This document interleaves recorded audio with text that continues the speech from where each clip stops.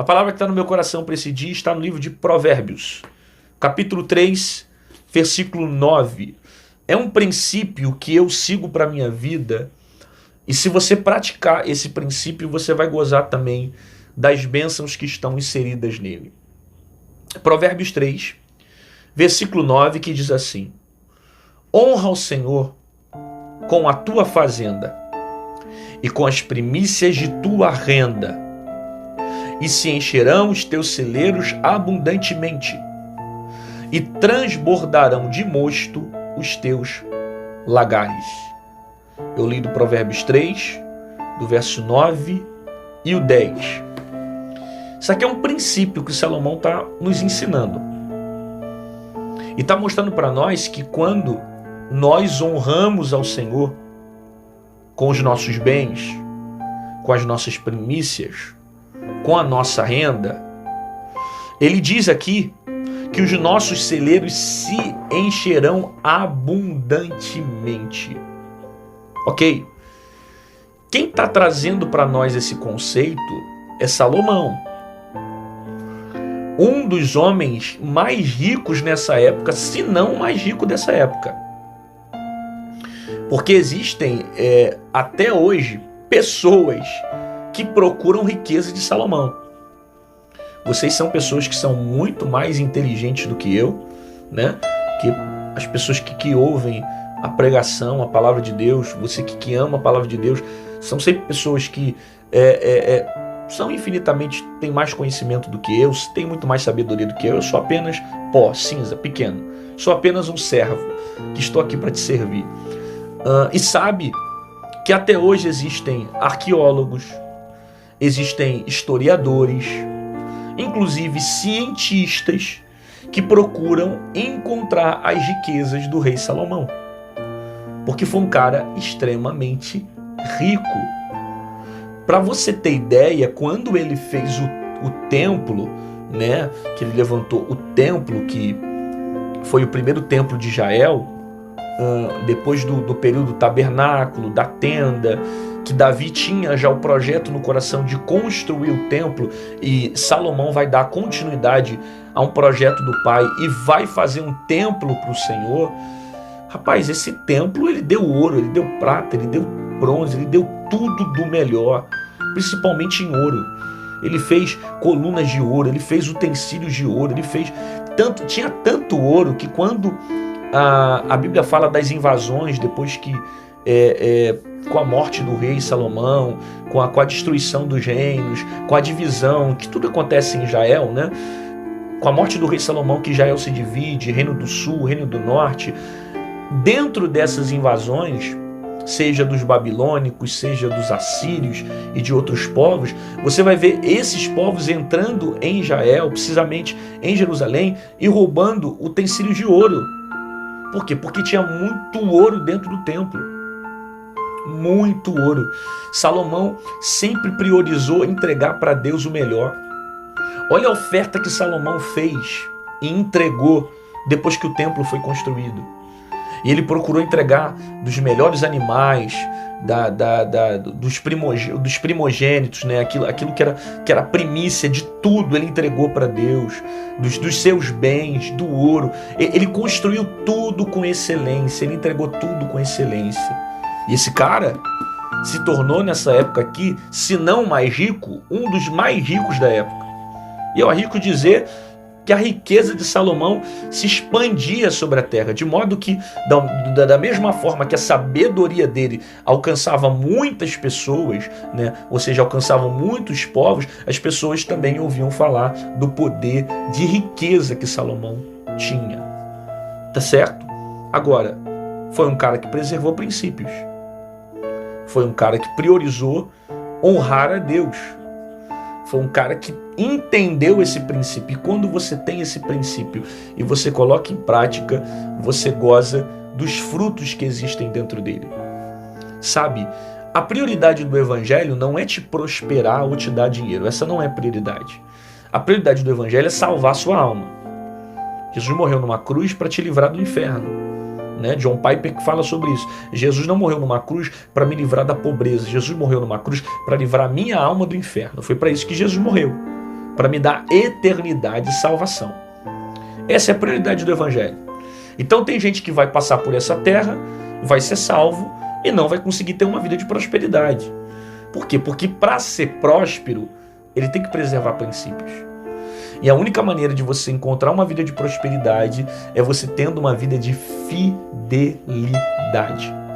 Com duas coisas que a Bíblia nos ensina: dízimos e oferta. Ok? A oferta, então, ela é mais presente ainda no Novo Testamento, porque ela nos ensina a ter uma vida de generosidade. E desde o Antigo Testamento, Salomão sabia disso. De coisas que Paulo vai falar lá na frente, em Coríntios, nas cartas.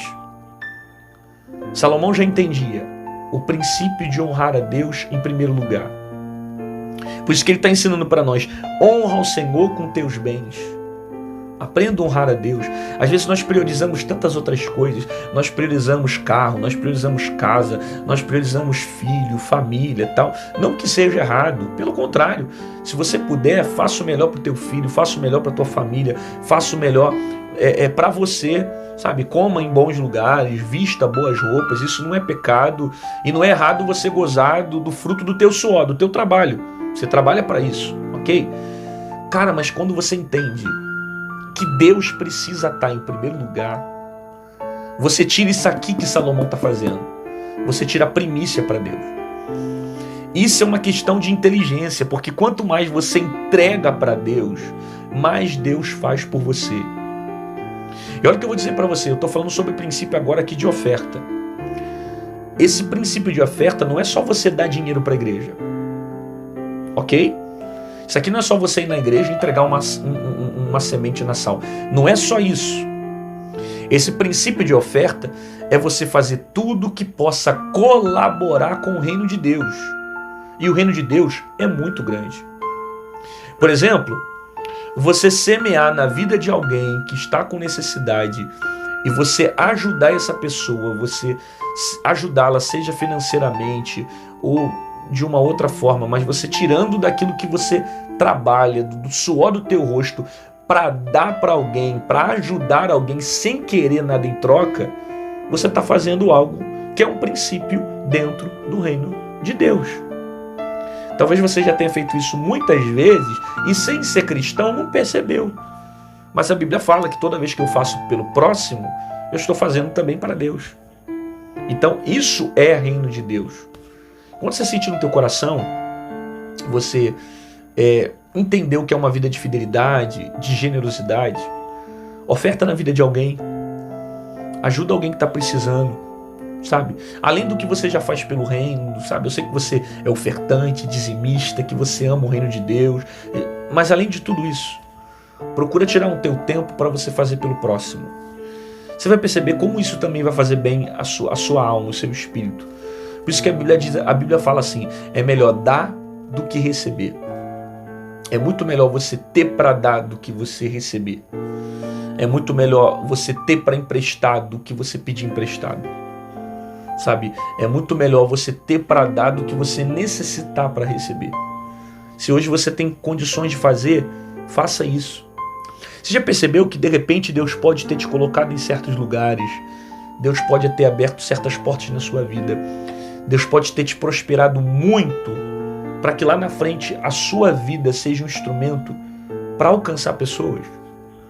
Porque para que vai servir o dinheiro e tudo que você tem que não seja para abençoar o próximo, que não seja para ajudar, que não seja para colaborar, que não seja para compartilhar com alguém e promover o reino de Deus sobre essa terra?